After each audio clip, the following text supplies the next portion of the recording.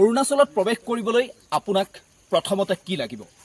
ILP বনাবলৈ আপোনাক কি ডকুমেণ্টছ লাগিব?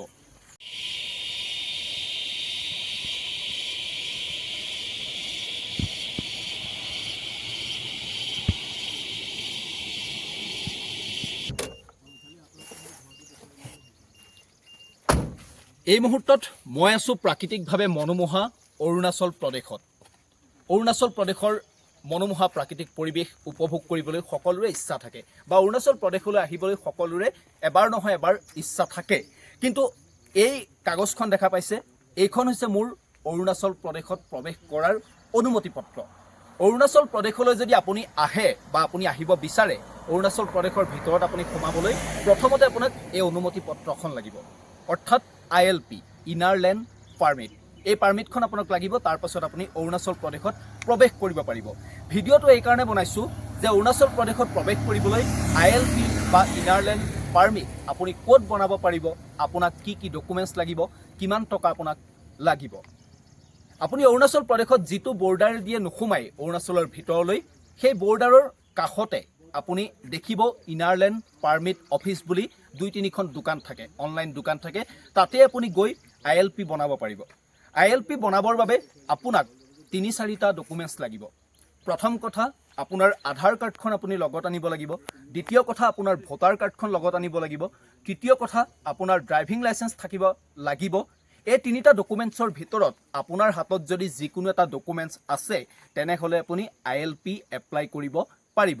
লগত আপোনাৰ 2খন পাছপোৰ্ট চাইজ ফটোগ্ৰাফছ আৰু মাত্ৰ 200 টকা আপোনাক লাগিব ILP লাভ কৰিবলৈ। এই ডকুমেণ্টছকেইটা দিয়াৰ পাছত আপুনি সেই দোকানখনত এখন ফৰ্ম ফিল আপ কৰিব লাগিব। সকলোখিনি তথ্য দিব লাগিব, আপুনি অৰুণাচলৰ ক'ত যাব, কিমান দিনলৈ আপুনি যাব, কিয় আহিছে, কি কামত আহিছে, সেই সকলোখিনি তথ্য দিব লাগিব। আৰু তাৰ পাছত যেতিয়া আপুনি সেই ক্ৰাইটেৰিয়া সম্পূৰ্ণ কৰিব আৰু 200 টকা দিয়াৰ পাছত আপোনাক এই যিখন পাৰ্মিট, এই যিখন অনুমতি পত্ৰ ILP আপোনাক প্ৰদান কৰিব। তেওঁলোকে আপোনাক ডেট লিখি দিব, কিমান তাৰিখৰ পৰা আপুনি কিমান তাৰিখলৈকে থাকিব পাৰিব।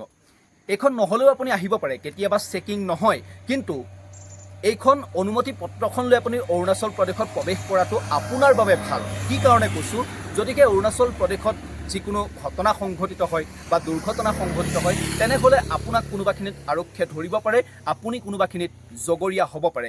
গতিকে বাটৰ কচু গাঁত ঘঁহি লোৱাৰ দৰে কোনোবাখিনিত ঘটনা আপোনাৰ লগত হ'ব পাৰে। আৰু কেতিয়াবা কোনোবা এখন ডিষ্ট্ৰিক্টত আৰক্ষীয়ে চেকিং কৰি থকা অৱস্থাটো আপোনাৰ হাতত যদি ইনাৰ লেণ্ড পাৰ্মিট নাথাকে, তেনেহ'লে আপুনি হাৰাশাস্তিৰ সন্মুখীন হ'ব লগা হ'ব পাৰে, নাইবা জৰিমনাৰ সন্মুখীন হ'ব লগা হ'ব পাৰে।